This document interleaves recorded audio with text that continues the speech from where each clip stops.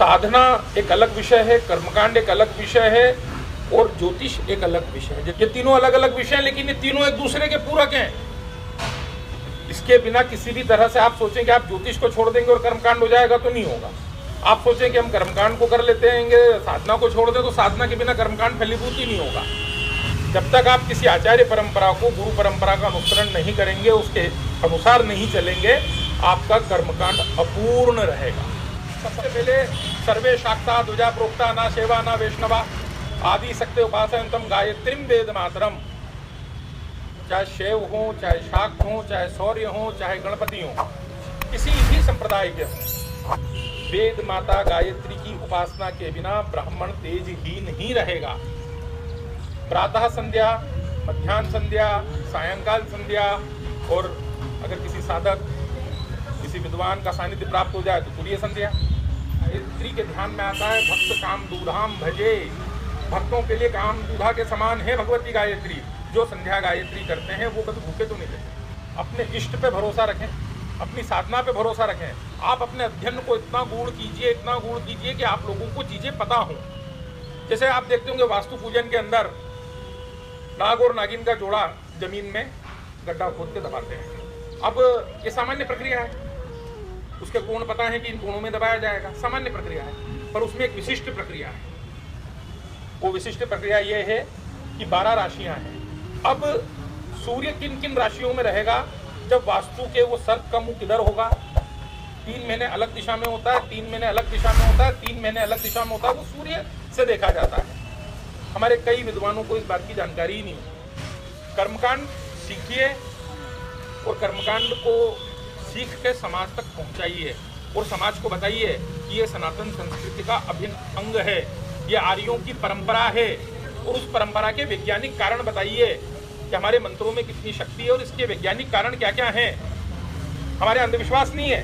हमारे यहाँ पे हम आचमन करते हैं, आप लोगों को पता है आचमन के कई मंत्र हैं। आचमन के केशवाय नमः वाला भी आचमन का मंत्र है, अच्युताय नमः वाला भी आचमन का मंत्र है, दुर्गा सप्तशती में अलग आचमन के मंत्र हैं, आगम में अलग आचमन के मंत्र हैं। हमारे आचमन के बहुत सारे मंत्र हैं और उन सबका अपना रहस्य है। एक दिन मैंने मेरे गुरुजी से पूछा, बीच बीच में भैया विकृति आ जाती है पढ़ते पढ़ते। मैं क्या करने लगा कि मैं ऐसे आचमन करना मैंने बंद कर दिया, मैं सीधे चम्मच से पानी ले लेता था। एक दिन मेरे गुरुजी की दृष्टि पड़ी, उन्होंने बोला बेटा ऐसे आचमन करते हो? मैंने हमारा ठीक कर लेते, बोले गलत है। मैंने गुरुजी फिर ऐसे आचमन करने से, बोले बेटा ऐसे आचमन करने से जब तुम आचमन ग्रहण करते हो ना तो चारों वेदों को तृप्ति प्राप्त होती है। जैसे हम सूर्य को अर्घ्य दे रहे हैं, तो सूर्य को अर्घ्य देने का क्या क्या लॉजिक है? सूर्य को अर्घ्य देने का जो वेदों में, पुराणों में लॉजिक बताया, वो बताया कि भाई राक्षसी शक्तियां भगवान सूर्य को ग्रास करने का प्रयास करती है। हमारे अर्घ्य देने से भगवान को पुष्टता प्राप्त होती है, भगवान की शक्ति में वृद्धि होती है और वो आसुरी शक्तियों का नाश करते हैं। ये तो हमारे वैदिक ग्रंथों में, पुराणों में, सब में बताया गया।